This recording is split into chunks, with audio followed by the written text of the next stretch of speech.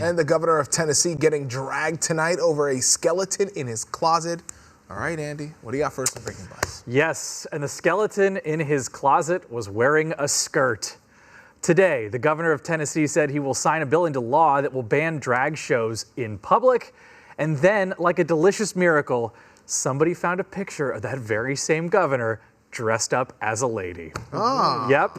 Just like with everything that goes crazy on the internet, though, this is a little bit more complicated than that. First, here is the photo. It's from 1977. That is Republican Governor Bill Lee in high school. He appears to be dressed up as a cheerleader in a wig. He's cute. Looks good. Now this law in question bans performances in public or in front of children that include, quote, topless dancers, go-go dancers, exotic dancers, strippers, and male or female impersonators. It said nothing about dancing weathermen. Thank goodness. The first offense is a misdemeanor. The second would be a felony. Many people in the gay community are concerned that this would be used to punish people in drag at things like pride parades.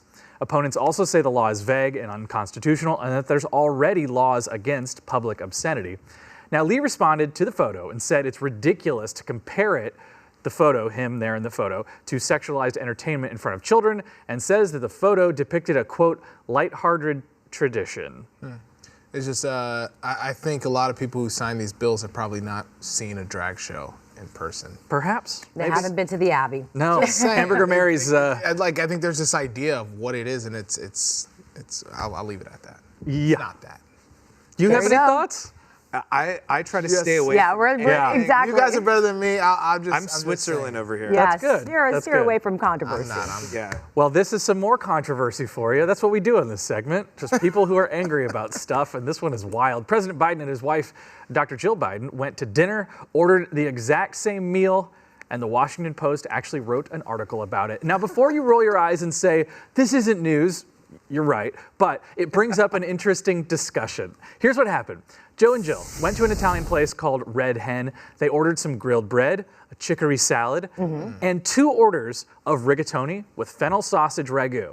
Lots of people said amateur hour ordering the same thing. The point of going out to a restaurant is to try a bunch of stuff. It's all about sharing. Others, of course, don't share food and have no idea what it means to be in love. A lot of it has to do with the restaurant. If you go somewhere like a Shake Shack, you're both getting a double Shack burger because that's what you order there.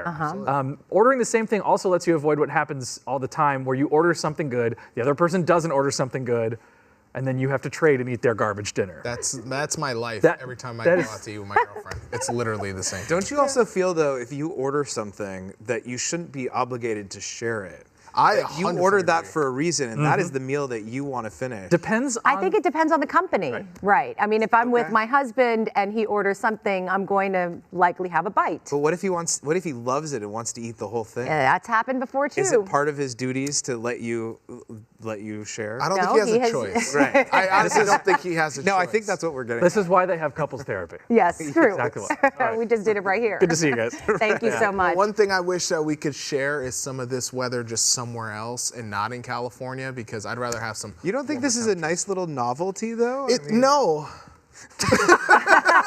He's like, I didn't move here. Sunny Southern California. I mean, the last time I feel like this happened was 1988, 1989. Oh, yeah, Right. we remember it well. I was in yeah, good elementary times. school at the time, and now I have the chance to, make good for a problem that my elementary school teacher didn't. Our elementary school, I've mentioned this a couple of times, so I apologize if you've heard this 3 or 4 times.